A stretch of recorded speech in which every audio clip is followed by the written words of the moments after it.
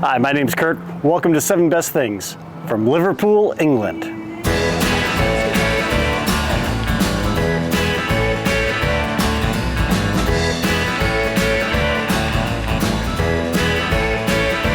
Liverpool is a beautiful city. It's an important city in the history of England, and it is one of the great seaports of the world. It is known for Albert Dock, beautiful cathedrals, and its football team, Liverpool FC. But it's best known as the birthplace of the Beatles, 4 lads from Liverpool who literally changed the world. Today, we are counting down 7 great Beatles sites in Liverpool. Let's go. Number 7, the Magical Mystery Bus Tour. The Magical Mystery Tour bus is a great way to see all the important Beatles sites in Liverpool. Magical Mystery Bus Tour is a magical tour through Beatle history. It starts from Albert Dock, and from there you get to board the psychedelically painted Magical Mystery Tour bus. It is an impressive sight to see in person. Once you board the tour bus, it takes you through the streets of Liverpool, and as you wind through the busy boulevards and avenues, the tour guide keeps you entertained with Beatle history, corny jokes, and of course, some great Beatles music. The tour will take you to important Beatles sites, sites like Penny Lane, Strawberry Field, and all 4 of the Beatles' childhood homes. The tour brings Liverpool and the Beatles' boyhoods to life. Even a longtime Beatle fan like myself learned interesting facts about the Beatles that I did not realize. It is well worth your time. I encourage you to roll up for the Magical Mystery Tour.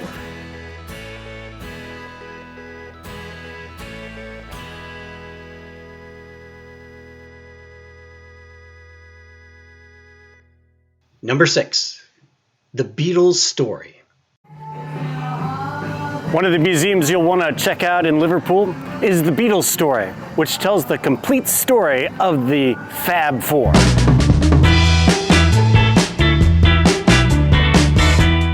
The Beatles Story is a museum dedicated to the Fab Four with interactive exhibits and recreations of famous Beatles sites such as the Cavern Club.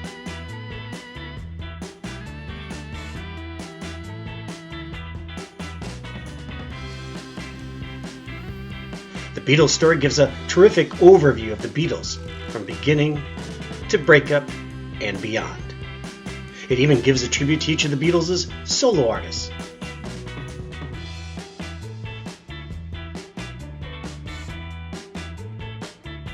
And includes a recreation of John and Yoko's famous White Room, which is featured in the Imagine video.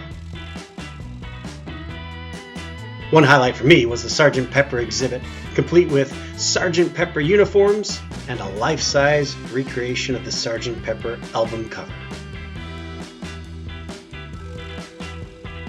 Number 5, the Hard Day's Night Hotel. The Hard Day's Night Hotel is a Beatle fan's dream come true. I have not stayed at every hotel in Liverpool, but I did stay at this one, and I can thoroughly recommend it as a great experience for any Beatle fan. The entire hotel is themed to the Beatles. It starts with the outside of the hotel, where you see statues of John, Paul, George, and Ringo overlooking Liverpool. Every wall, every corner, every nook has pictures, lyrics, statues of the Beatles, including art and photos which I have never seen before. The winding staircase, which goes up 5 floors, has large framed photographs of all of the Beatles and some of their interactions with the city of Liverpool. Even the Do Not Disturb sign is Beatle themed. One side says to the housekeeping staff, "I need you," and the other side says to just let it be. The Hard Day's Night Hotel is the perfect place to stay for any Beatle fan. One thing that makes it perfect is its location. It is right next door to the most famous club in the world, the Cavern Club. Number 4, the Cavern Club. the Beatles played 292 appearances at the Cavern Club. It has become the 8th biggest attraction in all of Britain.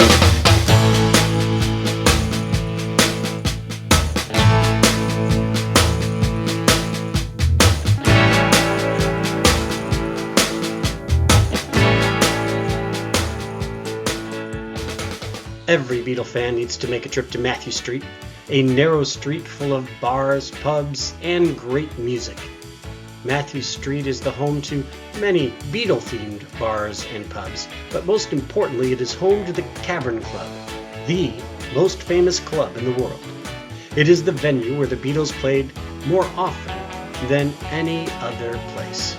Between 1961 and 1963, the Beatles played at the Cavern 292 times, developing a huge and devoted following of fans. The Cavern Club today is actually a carefully built reconstruction very close to the original site. It's an exciting place to hear live music. The bricks and the acoustics give an energy to the live music being played there. You can see and hear why this club is legendary. It has an atmosphere that is absolutely unique, and it has attracted some of the biggest rock bands in the world to play at it, including Sir Paul McCartney himself, who played at the Cavern in 1999, and then most recently in 2018. Number 3, Strawberry Field. Yes, that's right. The name of the children's home that the Beatles made famous is actually named Strawberry Field. John added the S to the end as a matter of artistic license. Strawberry Field was a home for children owned by the Salvation Army, very near the house where John Lennon grew up, the house of his Aunt Mimi, 251 Menlove Avenue. Each summer, Strawberry Field would host a garden party where the Salvation Army band played. As soon as John heard the music, young John would jump up and down shouting, "Mimi, come on, we're going to be late." John would often visit the grounds of Strawberry Field, but he would not enter through the famous red gates. No, he would climb up and over the walls. When the people running Strawberry Field complained about John trespassing on their property, Mimi lectured John about it, to which John replied, accurately, "Mimi, they're not going to hang me for it."